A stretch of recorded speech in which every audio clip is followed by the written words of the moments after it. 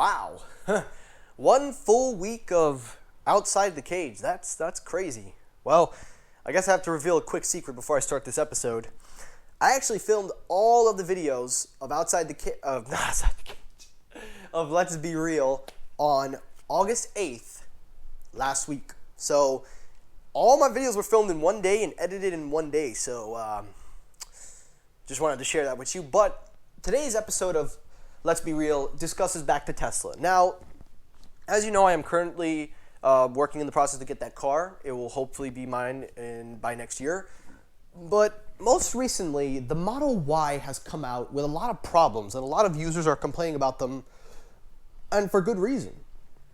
You know, you pay 50 grand for a car, you expect to get top quality, but then the car comes with a bunch of faulty errors, and then all of a sudden, you can't get them fixed because Tesla doesn't have the program. Now, some can blame because you got the earliest, fresh off the line, so obviously there's going to be issues. But there was something on the internet that really baffled me. There are people, Tesla fans, that are actually defending Tesla for the issues. And I want to ask you, Tesla fans that are defending them, why? Do you not realize that that's a car? That's not an iPhone, an iPad, that's a car. You could say, oh, well, it's a battery-operated car. It doesn't matter. It does. Shit for brains. A car is an investment. That is a tool that gets you from point A to point B. And it doesn't matter what you spend.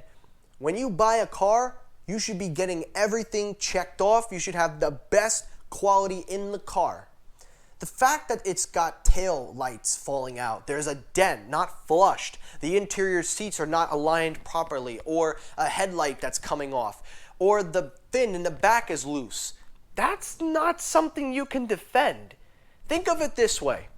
You'd bought a brand new Tesla Model 3 or a Model S, whatever you want to say. All of a sudden, the tire cap comes off and Tesla can't fix it or charges you because they think you did it. Now, of course, some of these issues, obviously, Tesla will cover depending on when they get there, but some of these issues you have to pay for. How is that your fault? That's Tesla because they take the car off the lot and they send it to the shipping and they want to blame you? How is that something to defend? Now, I understand Tesla has repair programs when these issues arise, and usually people wait a year or two after the first release, and usually they wait just like what I'm doing. I'm not getting the first line. I'm going to wait a year or two later, well, probably a year later, because then they fix it and they progress, and you could blame the pandemic, but how can people sit there and defend these issues and act like it's normal, something you should expect? You know how it's funny? A Toyota Camry. Notice when you get that car, when you take ownership, not one user complains there's been any issues, and I've looked hard on the internet. The only issue you probably would get is maybe a faulty taillight, and then they'll fix it for you for free because that was their issue, not yours. That's amazing how a Camry, an Avalon, a Toyota brand, because Toyota is prime when it comes to quality, what you get with what you pay. Notice how they give you everything and you don't have one issue. And it's amazing how it will take maybe 5-10 years before you finally start getting an issue. With Tesla, I don't know. And I'm probably going to take a risk in that. But I need to call out those people defending these. Because the YouTubers I watch are not those people. They actually have those issues. And I feel bad for Bearded Tesla Guy because he's a family man. He has these issues. And Tesla can't fix some of them. And it's a shame. So I have to ask the question, what are you defending? You think it's normal for people to pay 40 grand, 50 grand for a car that ultimately has faulty issues that are not their fault? You want to defend a company that can't take responsibility or wait 2 to 3 years later before they finally start taking some accountability? I don't understand what you're defending. And then when people call Tesla out, you bash them? It's unbelievable. I don't know if it's the shareholders or the brainwashed Elon Musk fans that are doing this, but for you to defend a company that has faulty issues for a car that comes off the line and then say it's their fault, not Tesla's, you're wrong.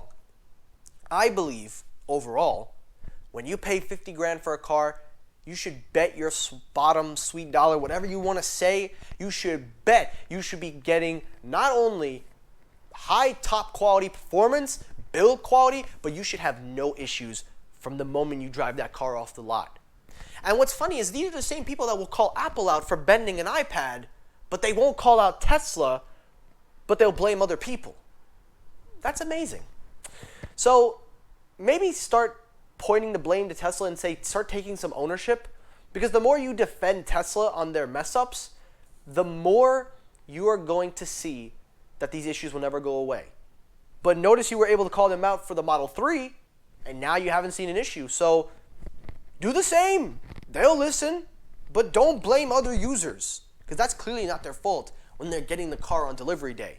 And if you see issues, and I'm not saying you should, but if I'm a person spending 50 grand on a car and I see issues like that from the moment the car enters the shop, I wouldn't take delivery. If I'm paying 50 grand for a car that already ships with issues, nope, I wouldn't do it. That's just me. So maybe think long and hard next time when you decide to buy a Tesla. And for those Tesla fans, stop being brainwashed.